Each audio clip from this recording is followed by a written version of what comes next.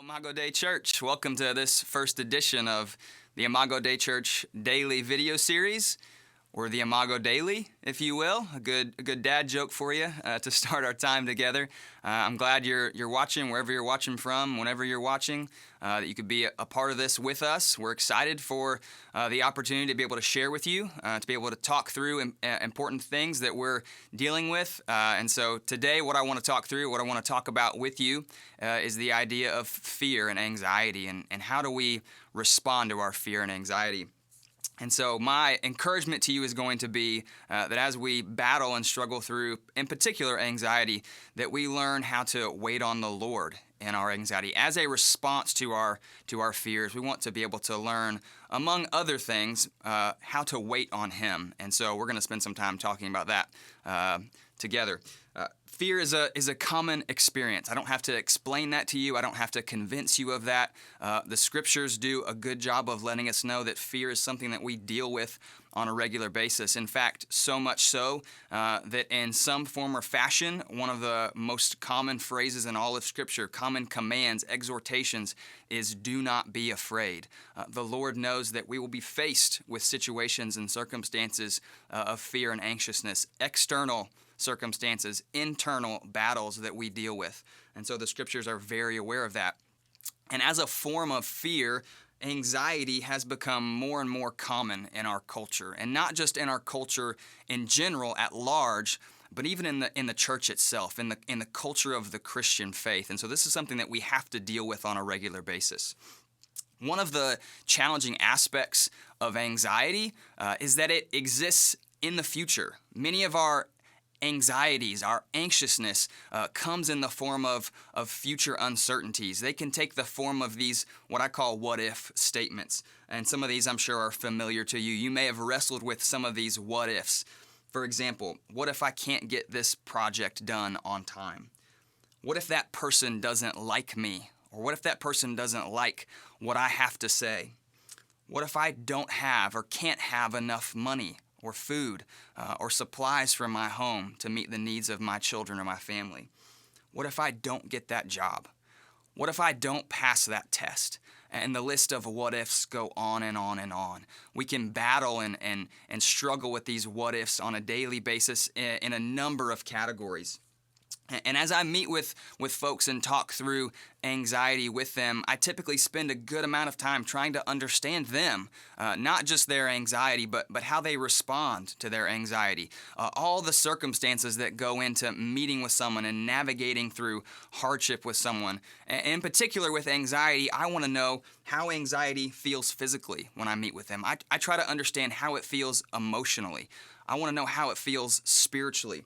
I want to be aware of the situations and circumstances where they feel most anxious. I want to know what they believe anxiety is. Do you have a definition of this thing that you feel that you're calling anxiety? I want to know how they typically respond to anxiety. Clearly, in this format, we're unable to engage in that way, to have that kind of relational dynamic for me to be able to learn and for us to go back and forth. And so we are a bit limited, but what I want to be able to do in this time and what I think will be profitable is to unpack what some helpful responses to anxiety can be, as we mentioned at the start of our time together. We want to make sure that we are responding rightly in our situation and in particular, waiting on the Lord.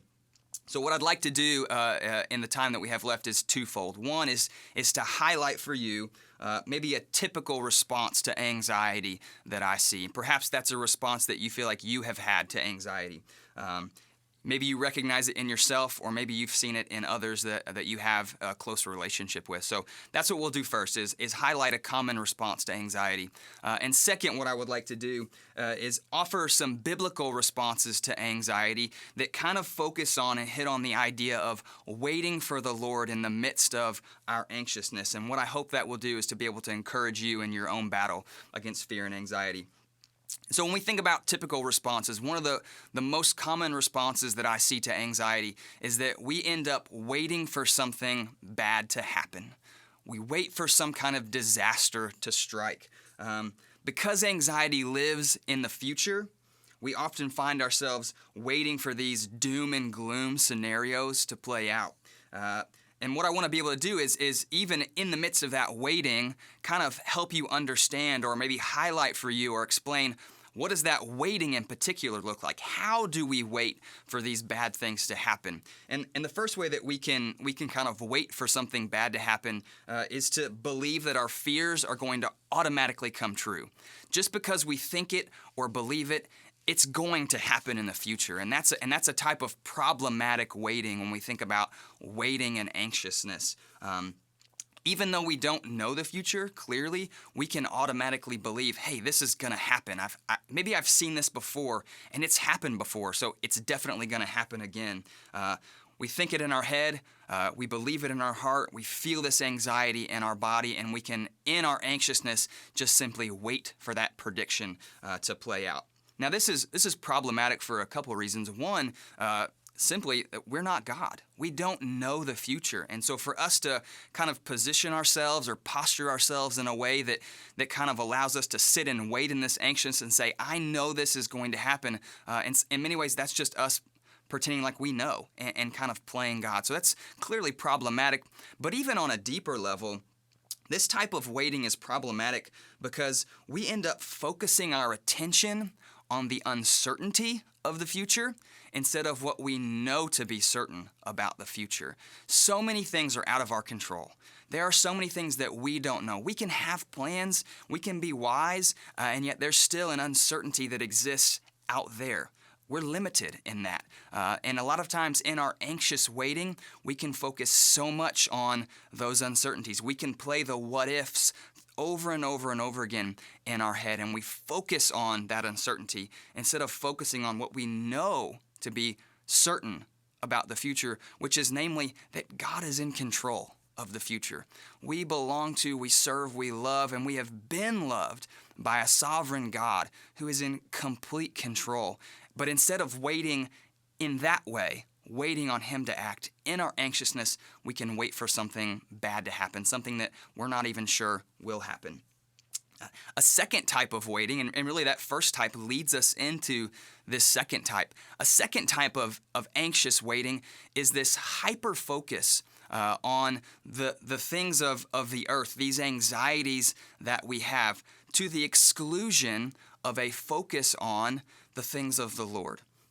This hyper-focus of the future really takes our heart and our mind away from the present reality of our life and what we know to be true right now. And the scriptures are highlighting this for us. Jesus is teaching us about this in Matthew 6. Don't worry about what you're going to eat or what you're going to wear. Focus on the kingdom. Seek first the kingdom of God, His righteousness. These things will be added to you. Jesus even concludes that section of teaching by saying, tomorrow has enough trouble for itself. Let's focus on today. Let's worry about today. And in our anxious waiting, we can have this hyper focus on those uncertainties instead of being diligent in our heads and really in our hearts to understand, to think, to fill our mind with the realities that are present and true and in the here and now, and the ways that God is loving us and caring for us. And so as these what-if statements kind of begin to play out in our head, they can take our hearts and our minds away from the certainty of the future, which is that God is always in control, and they can also kind of focus us on the future as opposed to living in the current reality of God and His love and His care and His provision for us. And so those are a couple of examples of what an anxious waiting can look like, a believing that those fears are always going to play out that way, and then a hyper-focus on the uncertainty of the future instead of resting in the reality of what we know to be true because of who God is and what God has called us to.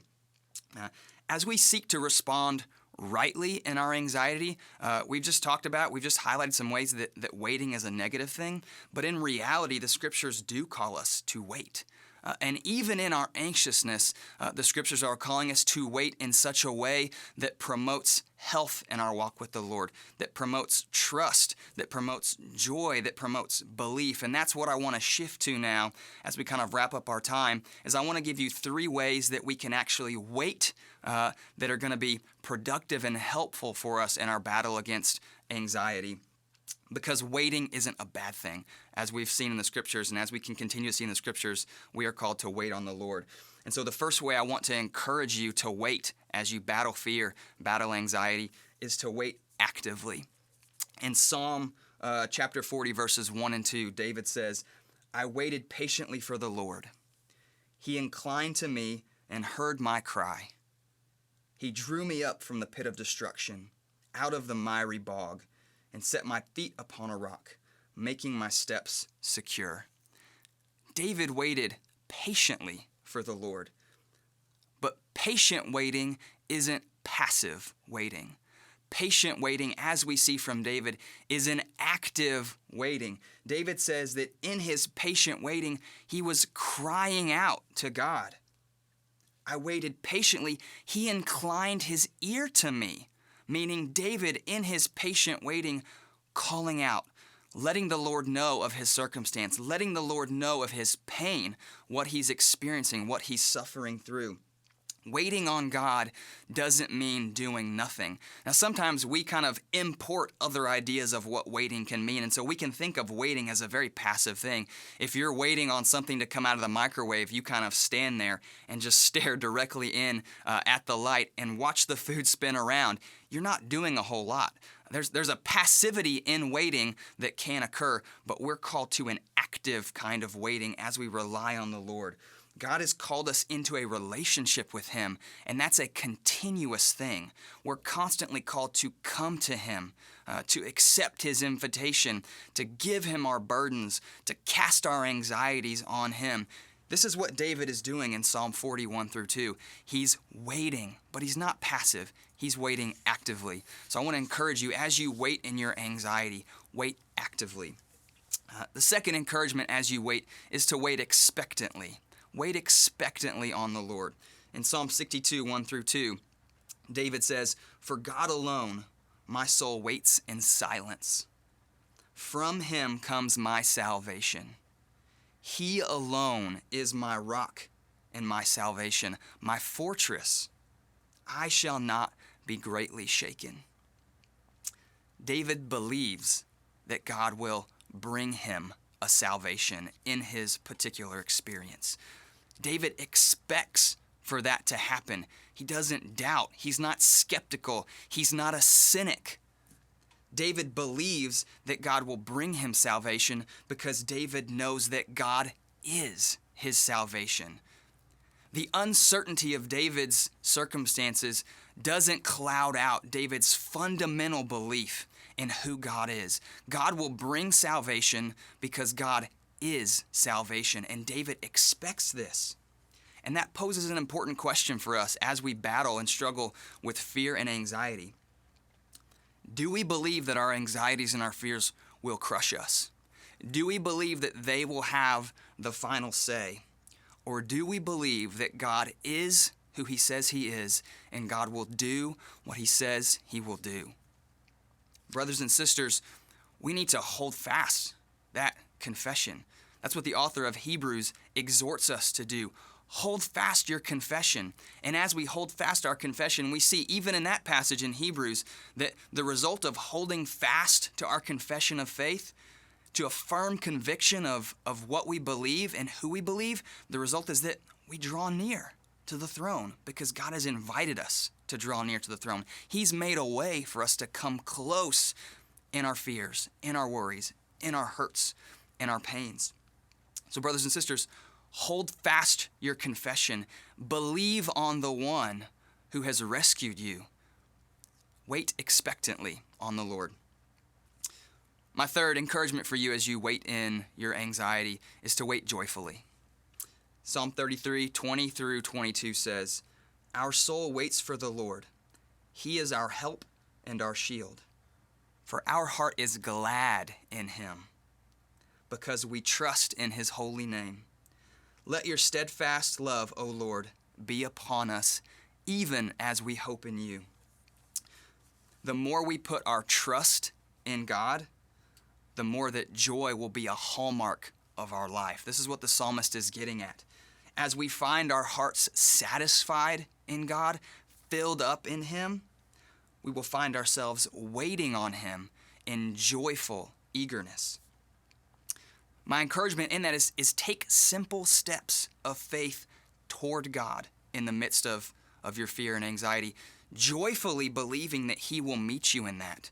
Trusting God is an exercise in faith. It requires movement toward Him. As I've already said, God has invited us into this relationship with Him. That's an ongoing thing. We must continue to move toward Him in our fears and anxieties. Don't listen to the fear that would say, sit and do nothing. Don't listen to the anxiousness that would say, don't do that. Don't have that conversation. Don't go there. Don't put yourself out there. The fear is not leading us towards steps of faith and trust in the Lord. If we listen to those fears, if we listen to those anxieties and we're obedient to them, they're going to lead us away from the Lord. And away from the Lord, that kind of posture is taking us away from the source of our joy, away from the source of our satisfaction. God created our hearts to be satisfied in Him. And when we find our satisfaction in Him, the result is joy.